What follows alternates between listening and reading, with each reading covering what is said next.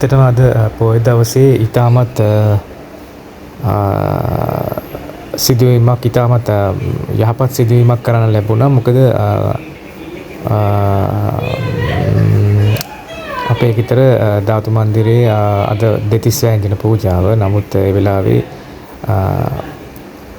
පොල් කඩන්න මහත්තයෙක් ආවා. ඉතින් එතුමා පොල් කඩලා යන්න හදනකොට මම කිව්වා එන්න අපිත් එක්ක වඳින්න කියලා. මොකද එතුමා මේක දැකලා තිබ්බේ නෑ. එතුමාත් මේ අපේ දෙවුරම් විහෙර සදාතුරු මෙදුරු දැක ගමන් ගොඩක් එයාට සතුටු හිතුණා. ඒ සතුටු හිතලා මේ මං කිව්වා ඉතින් මේ මහා පිනක් කරගන්න. මොකද මේ පොල් කඩන කියන ජොබ් එකක් ටිකක් දරුණු ජොබ් එකක් නිසා. ඉතින් මම මේ මහත්තයාට කිව්වා මේ ඇත්තට මේක සුද්ධ කරලා දෙන්න කියලා. ඉතින් ඊට පස්සේ එතුමා බොහොම සාදරයෙන් මේක බාරගත්තා. මේ පේන්නේ එතුමායි සුද්ධ කරන විදිය. මේ ඇත්තට මේ වෙලාවේ කොළ වගේක් වෙట్లా තිබ්බ ඉස්සරහා. ඉතින් මං කිව්වා මේ පින්කමකුත් වැඩි ඒගොල්ලන්ගේ අතින් කෙරෙන්නේ නැති නිසා ඉතින් මේ පින්කම කරමු කියලා.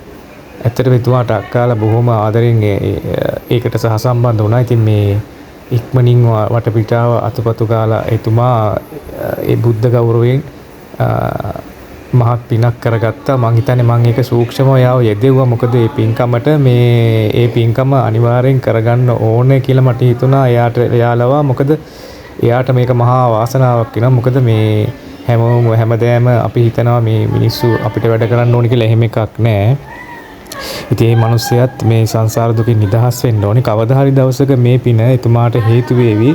ඒකාන්තයෙන්ම නිවන් දකින්න හේතු වේවි අනිවාර්යයෙන්ම. ඒක මට තේරෙනවා. මම ඒ නිසාමයි එතුමාට හිමීට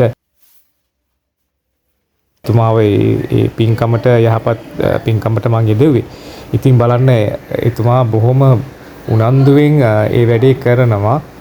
ඉතින් ඒ වගේම අපේ කට්ටියත් ඒ වෙලාවේ සහසම්බන්ධ වෙලා අපි දැන් දෙතිස් වැනි දින පූජාව තියන්න හදන්නේ. ඉතින් ඒකට සහසම්බන්ධ කරගත්තා. ඒ වගේම ඒ දෙතිස් වැනි දින පූජාවටත් එතුමා අත ගැහුවා. ඒකත් ඔබතුමාලට බලා ගන්න පුළුවන්. මම හිතන්නේ එතුමාගේ පළවෙනි පින්කමද කියලා මම දන්නේ නැහැ. ඉතින් මෙතුමා මේ බොහොම ආදරෙන් ඒක කළා. මටත් උවමනා වුණේ පින්කමට එතුමාව කොහොමද සම්බන්ධ කරන්න. මොකද එතුමා පොල් කඩන්න ආවා. පොල් කඩලා එයා වටේ පොල් කඩන්න යනවා. නමුත් මං එතුමාව ෂේප් එකේ ඇත්තටම මට පුළුවන් විදිහට මං හිමීට එතුමාව ඒ පින්කමට සම්බන්ධ කළා. එතුමාට යහපතක් වෙන්න. ඒ නිසාමයි ඉතින් බලන්න එතුමා එක බොහොම ගෞරවයෙන් කරන විදිය. ඉතින් මේක බලන් ඉන්න හැමෝටමත් ධාතු මන්දිරයේ අපේ දෙතිස් වැනි දින පූජාව දැක බලා සංසාර දුකින් නිදහස් වීමට මේ පින් අනුමෝදන් වෙන්න කියලා මමත් ආරාධනා කරන හැමෝටම මේ පින්කම දැකලා උතුරු වෙන්න කියලා. ඉතින් අද 2026 ඒ වගේම තව දෙයක් තමයි එතුමා මේ ගෙනලා තිබ්බා මේ කඩාගෙන එහෙනම් මේක බුද්ධ පූජාවට තියෙනවා හීම්බෝ විටියා. ඉතින් ඒ හීම්බෝ විටියා අපි බුද්ධ පූජාවට, දේසච්ච පූජාවට නැත්තම් බෙහෙත් පූජාවට තිබුවා. එතුමාට ඒකත් පින් සිදුවා. එතුමා ඊට පස්සේ ගියේ නැහැ. එතුමා අපේ වන්දනාවට සහසම්බන්ධ වෙලා වන්දනාව ඉවර වෙනකන් එතුමා වන්දනා කළා අපේත් එක්ක. ඊට පස්සේ තමයි එතුමා ගියේ. ඉතින් මම හිතනවා එතුමාට අද මහා යහපතක් වුණා. බලන්න ඔබත් මේ සම්බන්ධව කමෙන්ට් එකක් තියන්න. ඉතින් මෙහෙම අවස්ථාවක් දැක්කොත් ඔබ පින් කරනවා නම් තව කෙනෙකුට පින් කරන්න අවස්ථාව ලැබලා දෙන්න.